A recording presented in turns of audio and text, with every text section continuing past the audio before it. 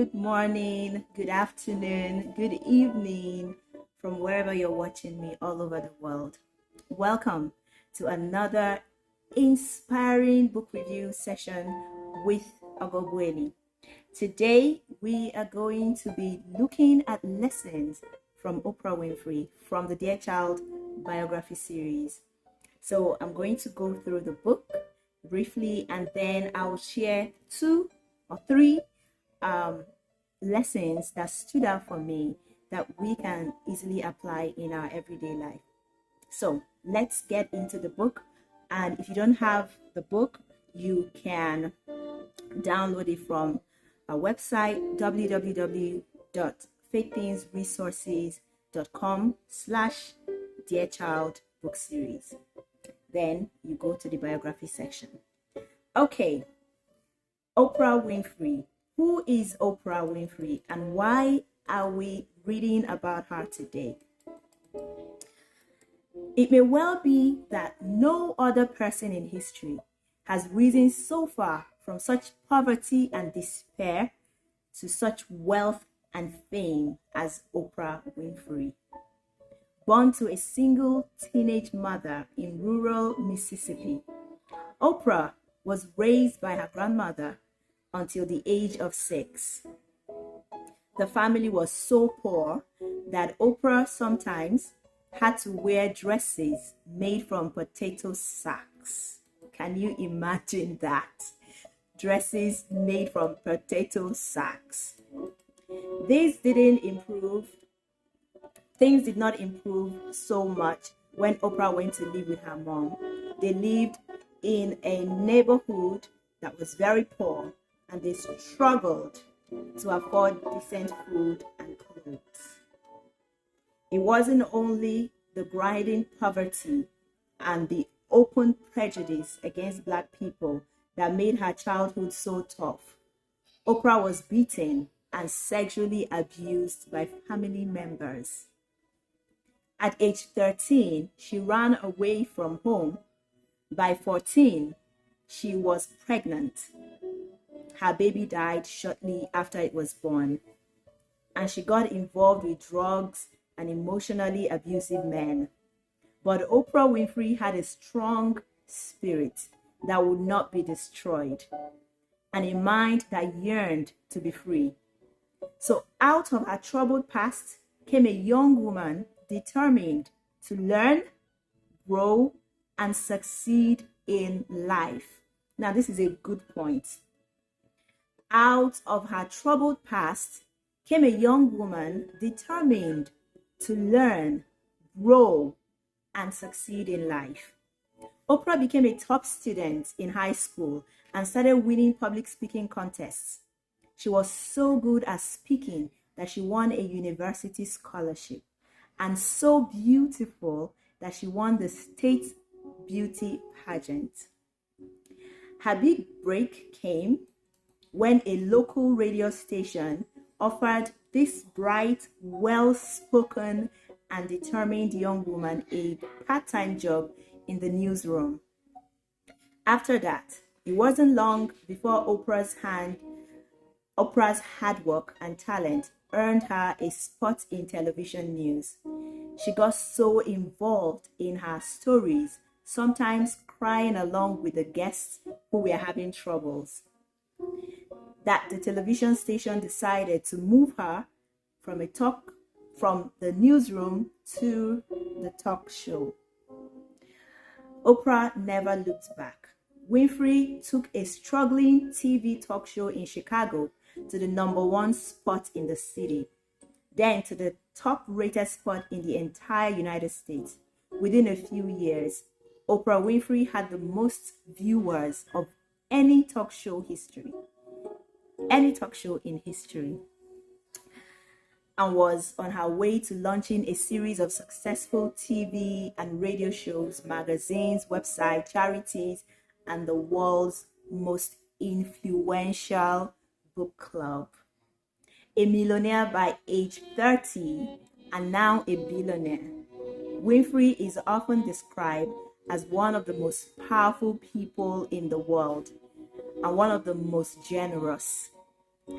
Never forgetting her roots, Oprah Winfrey helps people around the world and encourages others to appreciate and share their good fortune. So inspiring, isn't it?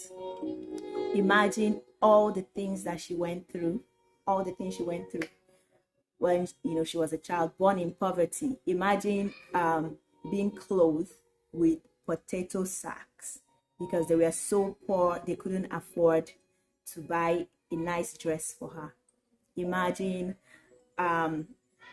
being abused and sexually abused and molested by relatives when she was very young. Imagine running away from home, being without your family at 13, and imagine having a child at 14, and also imagine having the child die shortly after the child was delivered. And all these things that she went through, it didn't stop her from holding on to her strong spirit because she believed that she could do better. I remember listening to one of Oprah's interview, and she said while she was living with her grandmother, the grandmother was a cleaner for some white ladies, because then the slavery was really very, very serious. So the grandmother was working for a white lady, was cleaning, washing clothes and all that.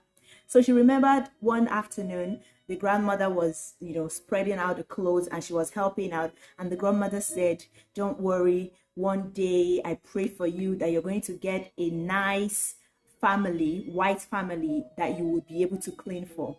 And she said to herself, she didn't say it out loud, but she said to herself, no, I'm not doing that. So she had something, she had a force driving her from the inside that she could do better. There is better, there is more for her.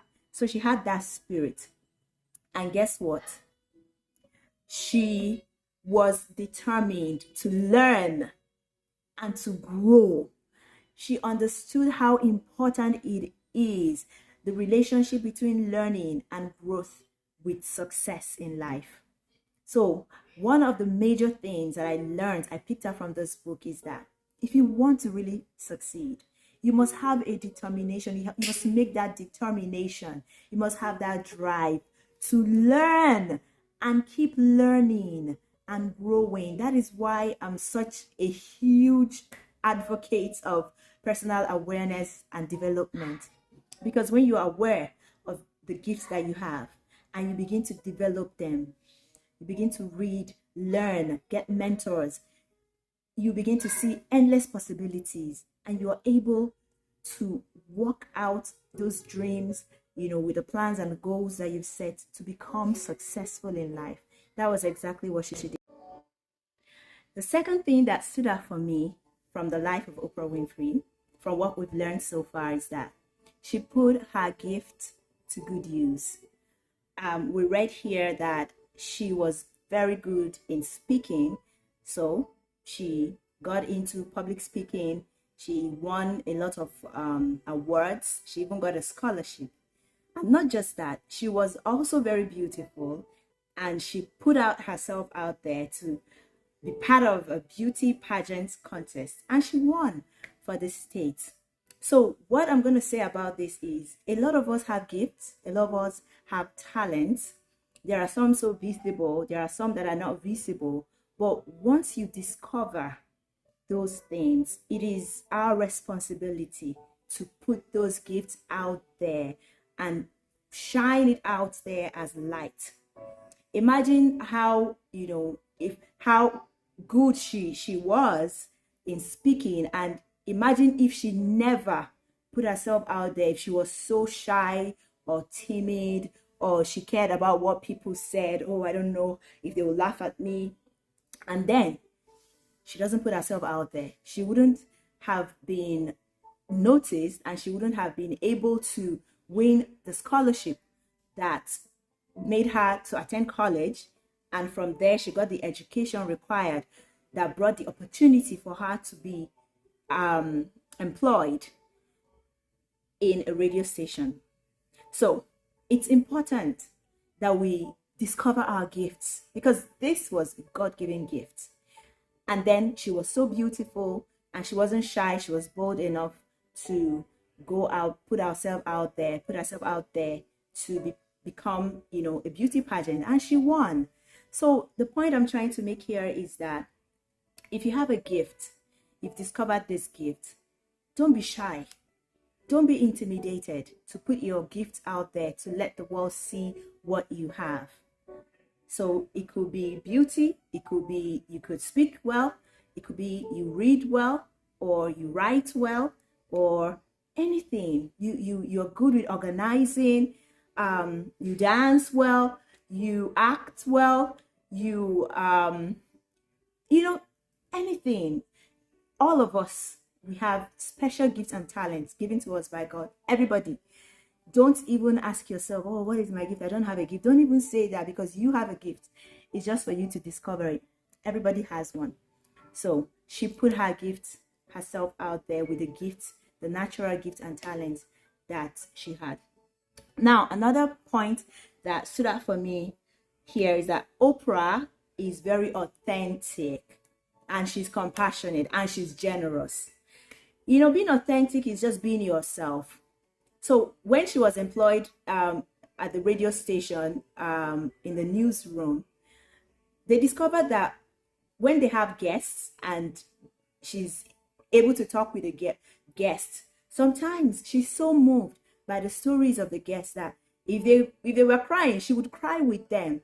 She was just authentic. She was compassionate. She had empathy. She could connect with people. And they had to move her to a talk show. And that was one of the major things. That compassionate self, her compassionate self, was what made it possible for her to connect very well with her audience. She has this way of getting people to speak out, connecting with people, understanding people. I call it empathy, placing yourself in people's shoes. She kind of understood what people were going through, and that was one of the things that made her so special in the eyes of everyone, and that was one of the things that made her show so successful. And then she is so generous, not just in giving out gifts to people. Of course, she's very good at giving out gifts, but she uses her influence and her platforms to empower people. So Oprah has the most influential book club. And if you're an author and your book is chosen by Oprah as one of the books that they are reading in the book club, that book goes platinum. It goes from maybe 1,000 sales to 100,000 sales within a month. So she uses her influence and her platforms to empower people. If you had a product that's amazing and she gets to know about it and she talks about your product, that product begins to sell. So, and she understood that power that she had, and she uses it and continues to use it to empower millions, thousands of people.